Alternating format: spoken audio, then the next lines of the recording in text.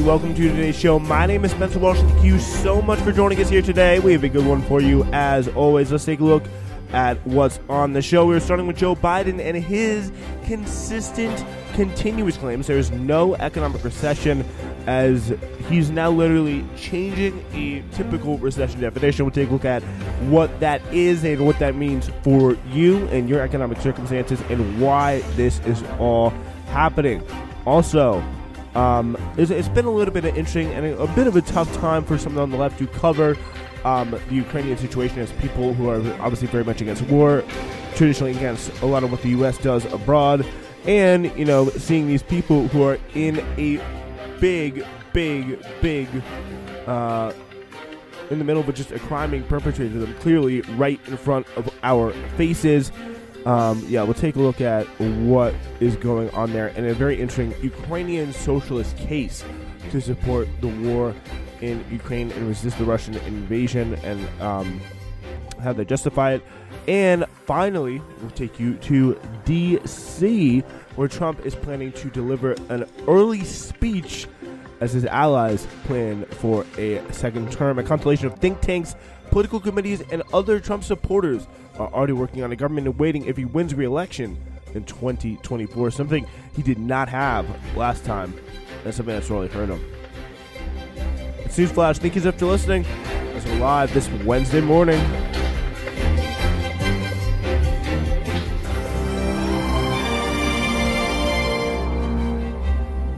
So, thank you again so much for joining us here today, however you may be listening, whether it's live or on demand.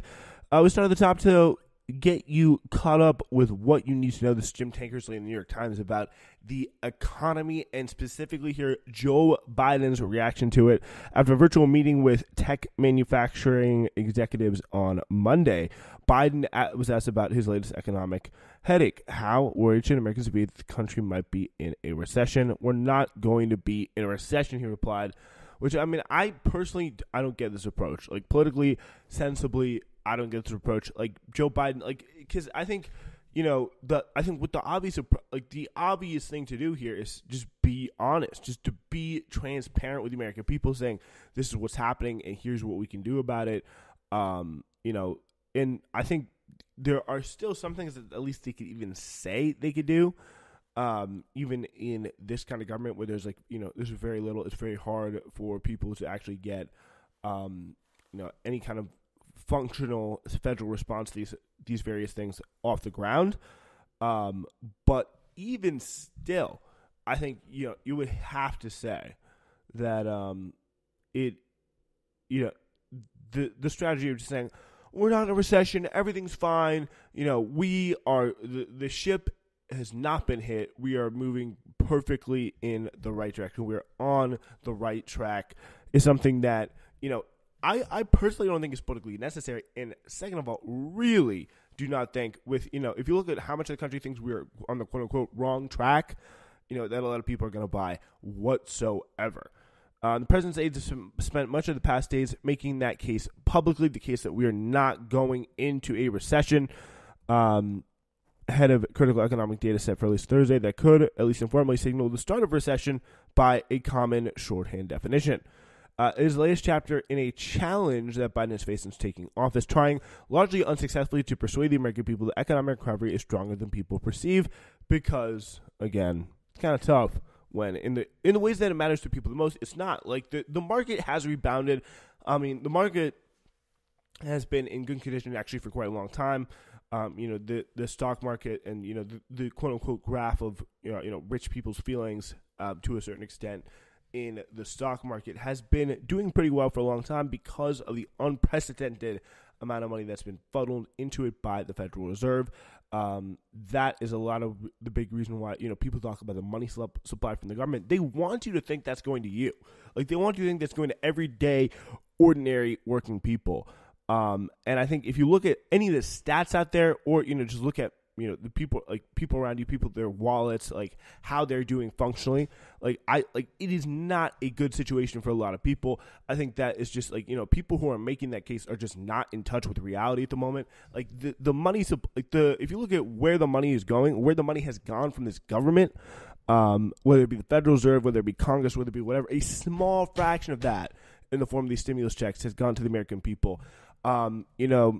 If you look at the savings, if you're thinking that $2,000 in stimulus checks delivered, finished delivering, at the beginning of Joe Biden's term, which is about almost a year and a half ago, I'd say now, like you're just absolutely living in another. I'm gonna say when it comes down to it, because there are people that I know that think like this. When it comes down to it, those people are just going to be, I think, proven out of touch. When it comes down to, the way people respond and the decisions that matter. So after a year more than a year of attempting to soothe consumer anxieties over soaring inflation, Biden administration officials have segued into a sustained public campaign to extinguish fears that the nation's economy has dipped back into recession. And again, this is what they're trying to do. They're trying to do some PR wizardry. Joe Biden, the man with zero credibility with the American people anymore, is trying to come to people to say, you know what? Here's what we're going to do. We're just not going to be in a recession anymore, guys. It's literally that simple. Have you guys ever thought of this? We're not going to be in a recession. That's the best part. You're going to love this. It's really kind of ridiculous. The campaign has been complicated by the Federal Reserve, which has tried to slow the economy to wrestle inflation under control. On Wednesday, the Fed is expected to make another supersized interest rate increase, lifting rates by 0.75 percentage point and raising the odds of a policy-induced downturn later this year. Because that is something that people can because people ask, wages are the employment market was pretty good at the time. We're going to have a recession. We're going to have people losing their jobs. Why is that? That's because of policy. Why is that because of policy? Because we need to control inflation. We need to stop the the situation from going on. Well, you can't control inflation, but what you will also control is any kind of semblance of a pro-worker labor market, which is something that we talked a bit about in past shows. One past show in particular. The administration argument that the country was not currently in recession was supported by some economic indicators, but by many forecasters and the technical definitions of what constitutes a recession that are employed by the National Bureau of Economic Research Business Cycle Dating Committee. Consumer spending remains solid. Household balance sheets remain in good shape. I think that's a big point. If you look at the household balance sheets, that is something that you can, look at indicator-wise.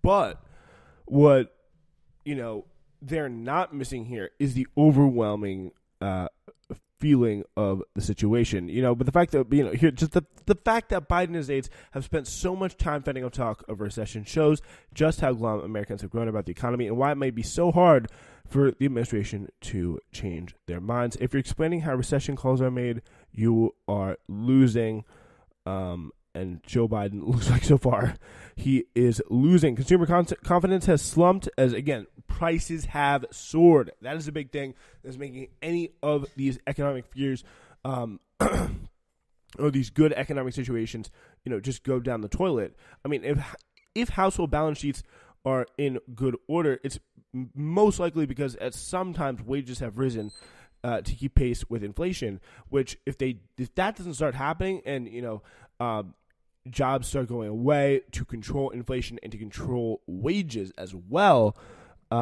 because that's, viewed by a lot of the people in charge as the main source of inflation, higher wages, more money in, Americans' pockets that they are spending in, too fast, if you will. That is something that makes a big, big difference. Voters' dissatisfaction with the economic stewardship of Biden has grown. How does that have attacks by Republicans who blame the president's policies for fueling inflation and eroding Americans' purchasing power just months before midterm elections that will determine whether Democrats continue to control Congress. But here's the thing about this. Biden has done literally nothing to try and resist that narrative, to try and break that narrative. He has continuously just, done these kind of very weak attacks on like various companies, asking them to lower prices, getting them in the room, writing a strongly worded letter and just saying, these guys, they still wouldn't do it. And, Biden did this with the gas companies. People did this even probably more pathetically with the airline companies. Like, these are companies that are clearly taking Americans for a ride, adding to the sense of just clear disarray and chaos that's, coursing through this country right now. And honestly, they have the power of the federal government at their back, and they just refuse to even try to use it, which is quite incredible. All right, I'm going to talk about Ukraine in a minute. My name is Spencer Walsh. This is the Spencer Walsh Radio Network, and if you're listening to one of our podcasts, whether it's Newsflash, Hidden History, The Spencer Walsh Show, or something else, ladies and gentlemen, we have one simple request of you. Please be sure to rate us, subscribe to us if you like us, and leave us a comment, because just like all of you, sometimes we need that feedback in our lives, good or bad. We want to hear what you have to say. So please do those steps. Make SWRN content better. And thank you so much for listening.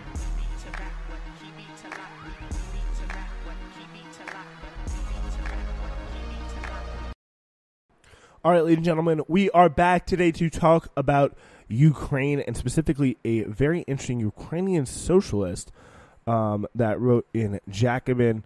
So she is, I think it's a she. I'm not entirely sure, or a male. I really do apologize. I'm not entirely sure. I'm looking. How about I just. Here's what I can do. Get a picture, and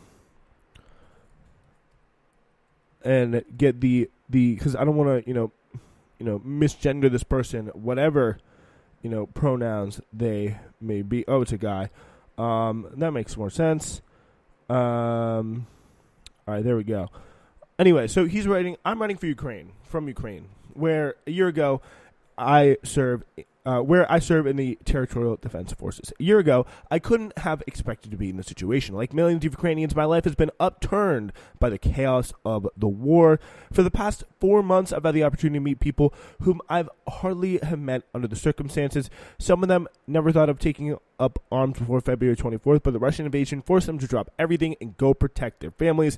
We often criticize the actions of the Ukrainian government and the way defense is organized, but they do not question the necessity of resistance and understand well and why what we are fighting, why and for what we are fighting. At the same time, during these months, I've tried to follow and participate in the discussions of the international left about the Russian-Ukrainian war. The main thing that I now feel from these discussions is fatigue and disappointment. Too much time being forced to rebut obviously false Russian propaganda. Too much time explaining why Moscow has no legitimate security concerns to justify war. Too much time asserting the basic premises of self-determination that any leftist should already agree with. And, I think, those are, there are, I think always questions about, NATO's conduct in relation to the former Soviet Union.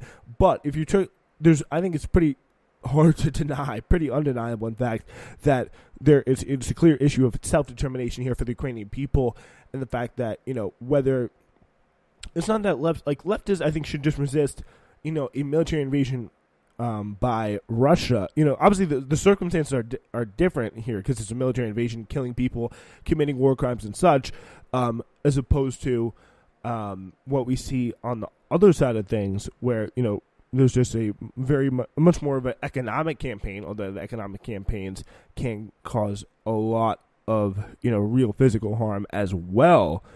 That stuff is very clear. But what we do see is, a very, left, a lot of people on the left, they're going to, call out anything the United States does or NATO does to try and put pressure on Ukraine, like what they did in 2014, all that sketchy stuff around the removal of the president then, causing a lot of this, instability, and lot of the stuff around the time of Crimea and all of that. But when it comes to this, I think as a left, quote unquote, you still got to find a way to process this as an imperial incursion, as some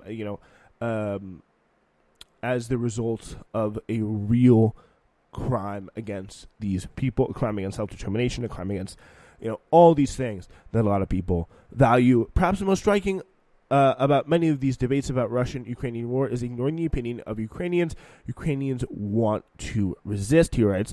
Among many well-intentioned people in recent months, there's also been increasingly loud but ultimately vague calls for negotiations and a diplomatic settlement of the conflict. But what exactly does this mean? Negotiations between Ukraine and Russia took place for several months following the invasion, but they did not stop the war. Before that, negotiations on Donbass lasted for more than 7 years with the French and German participation, but despite signed agreements and a ceasefire, the conflict was never resolved. On the other hand, a war between two states, even in terms of surrender, are usually settled at the negotiating table. A call for diplomacy in itself means nothing if we don't address the negotiating positions, concrete concessions, and the willingness of parties to adhere to any signed agreement. All of this directly depends on the course of hostilities, which in turn depend on the extent of international military aid, and this can speed up the conclusion of a just peace. So, I think that's an interesting situation here, because he's someone who says he is a socialist and internationalist, and he is saying that the negotiated settlement was something that I think has kind of always made sense. The U.S. trying to bring about a just peace, an end to this conflict in the most pro-Ukrainian way possible, or reasonable, shall we say, which is in ending the conflict, giving starting real negotiations with Russia, where United States diplomats are there at the negotiating table talking about what can be given, and all the while empowering Ukraine's military to make it the Russian position as poor as possible going into those negotiations.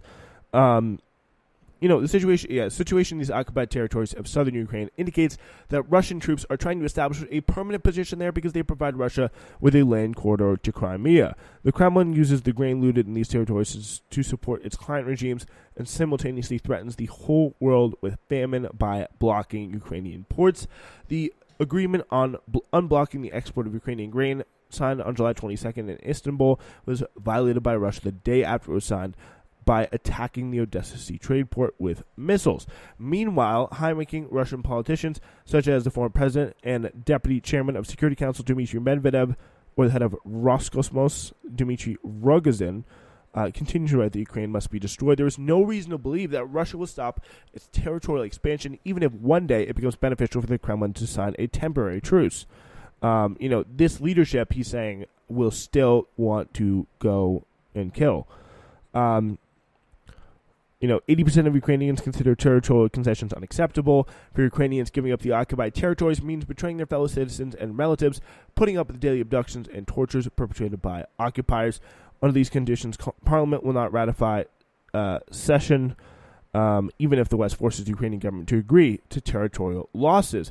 I mean, honestly, what right now the West is doing is forcing Ukraine, to continue to fight with no negotiated settlement in place. This is normally discredit Zelensky and lead to the re-election of more nationalist authorities, while the far right will be awarded favorable conditions for recruiting new members. Zelensky's government, of course, is neoliberal.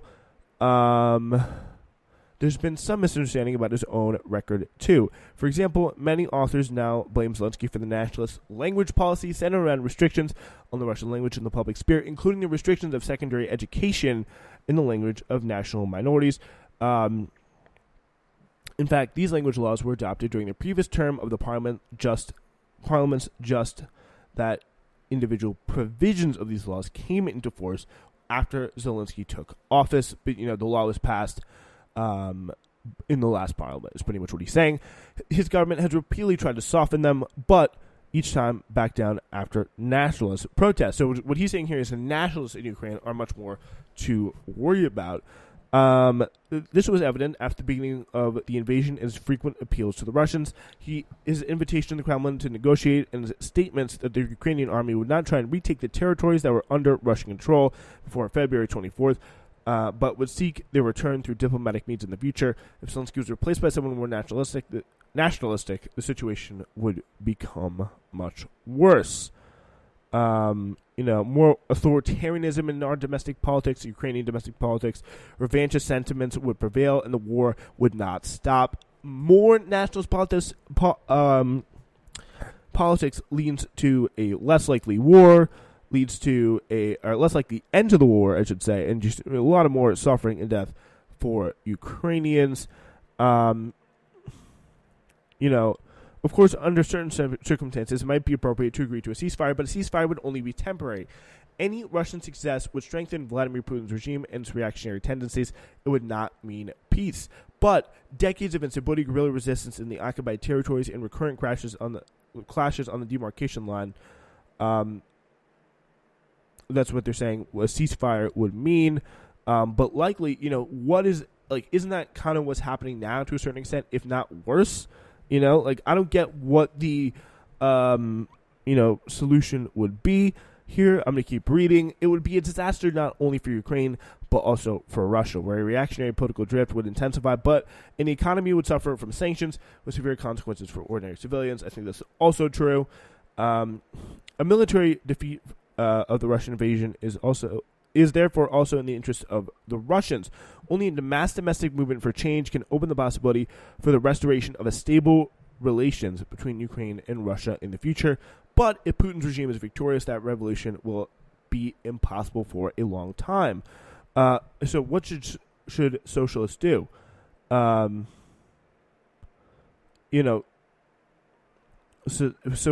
he's saying Putin's regime, which, by the way, I would make the case is a very Western regime. It's a Western enabled, a Western installed regime. Its defeat is necessary for the possibility of progressive changes in Ukraine, Russia, and the entire post-Soviet world. Obviously, if Putin could just disappear, that would be, I think, very good. But I'm looking here, and I just don't know how that happens. So you're saying again, what should socialists do? It's worth acknowledging that my focus has largely been on the domestic dimensions, both for Ukrainians and Russians, of the current conflict.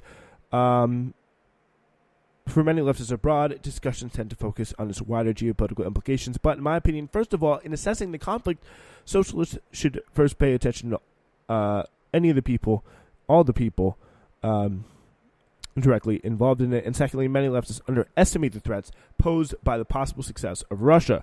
The decision to oppose the Russian occupation was not made by Joe Biden nor by Zelensky, but by the Ukrainian people, who rose en masse on the first day of the invasion and lined up for weapons. Had Zelensky capitulated then, he would not only have discredited in the eyes of most of society, but the resistance would have continued in a different form, led by hardline nationalist forces. So again, where's the left in the situation? Why isn't the left, I think, influencing a lot of what is going on? The West did not want this war. Volodymyr Artyku has also noted in Jacobin. So the United States did not want problems in Europe because it wanted to focus on the confrontation with China. Even less did Germany and France want this war. Although Washington has done a lot to undermine international law, we, like socialists anywhere in the world, will never forget the criminal invasion of Iraq, for instance. By supporting Ukrainian resistance to the invasion, they are doing the right thing. To put it in historical terms, the war in Ukraine is no more a proxy war than the Vietnam War was a proxy war between the United States on one side and the Soviet Union and China on the other. I mean, I think, the involvement the United States is having in the situation, though, the deep involvement and deep amounts of support, they're leading this kind of Western coalition, I think is hard to deny. And a lot of the aid that has been coming in, the unprecedented aid that has been coming into Ukraine, while a lot of the economic conditions in this country deteriorate to very, very low levels, is also, I think, hard to deny in terms of the involvement and the stake the United States has in this war. And yet, it was a national liberation war of the Vietnamese people against the United States, as well as a civil war between supporters of North and South Vietnam. Every war is multi-layered, and its nature can change during its course. But what does this give us in practical terms? During the Cold War, internationalists did not need to laud the USSR to support the Vietnamese struggle against the United States, and it is unlikely that any socialist would have advised left-wing dissidents in the Soviet Union to oppose support for the Viet Cong. Soviet military support for the Vietnam have been resisted because the USSR criminally suppressed the Prague Spring of 1968. Why then, when it comes to the Western support of Ukraine, are the murderous occupations of Afghanistan and Iraq considered serious counter-arguments for aid? Instead of seeing the world as being composed of solely of geopolitical camps, socialist internationalists must evaluate every conflict based on the interests of working people and their struggle for freedom and equality. The revolutionary Leon Trotsky, once wrote that hypothetically, if fascist Italy pursuing their interests had supported anti-colonial uprisings in Algeria against democratic France, the uprising in Algeria against democratic France, the Internationalists should not have supported the Italian arming of the rebels. It sounds quite right, and this did not stop him from being an anti-fascist. Vietnam's struggle did not benefit Vietnam. The defeat of the United States has a significant, if temporary, deterrent effect on American imperialism. The same is true with Ukraine. What will Russia do if Ukraine is defeated? What will prevent Putin from conquering Moldova or other post-Soviet states? U.S. hegemony has had terrible consequences for humanity and now is thankfully in decline. However, an end to U.S. supremacy can mean either a transition to a more democratic and just international order or war against all, against all. It can mean a return to the policy of imperial spheres of influence and the military redrawing of borders as in previous centuries. The world will become even more unjust and dangerous if non-Western imperialist predators take advantage of the American decline to normalize their aggressive policies. Ukraine and Syria are examples of what a multipolar world will be like if the appetites of non-Western imperialisms are not reduced. And again, who's going to be there to, first of all, and I think, because what this Ukrainian situation does, I think, to a large extent, is only embolden the West and the United States military industrial complex. So I don't know, but because the thing he's saying here, like, again, this all sounds like very nice. Defeating Russia, it's hard to deny what the incredibly positive impacts that defeating Putin would have in that part of the world and more broadly. But when it comes down to the how of the matter, I really do not see. I'm sorry, I really do not see how exactly that can logistically or logically come out. Like, is the United States going to provide enough aid? Like, I'm not saying I'm against the aid, but when's the aid going to stop? To what end is this war a winnable war from the Ukrainians, even if they do get all the aid in the world?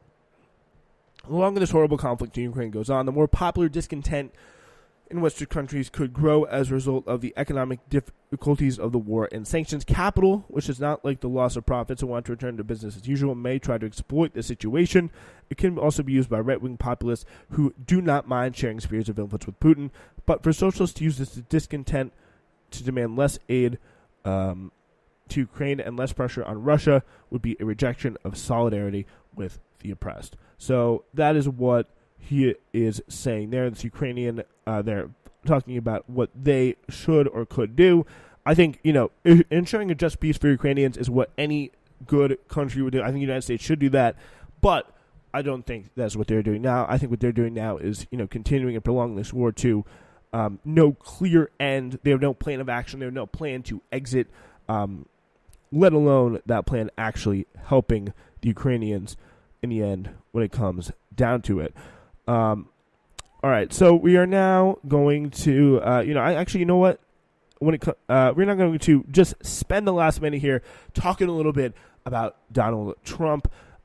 This is in the Washington Post. Former President Donald Trump returned to Washington on Tuesday for the first time since leaving office to deliver a dystopian speech that encouraged tough, nasty, and mean new responses to violent crimes and the forcible relocation of homeless people to quickly build tent cities in the suburbs. They're finally, that's the final solution for the homeless folks. It's finally coming under a second Trump term. Jesus Christ. The address dripping with violent imagery of streets riddled with needles and soaked with the blood of innocent victims.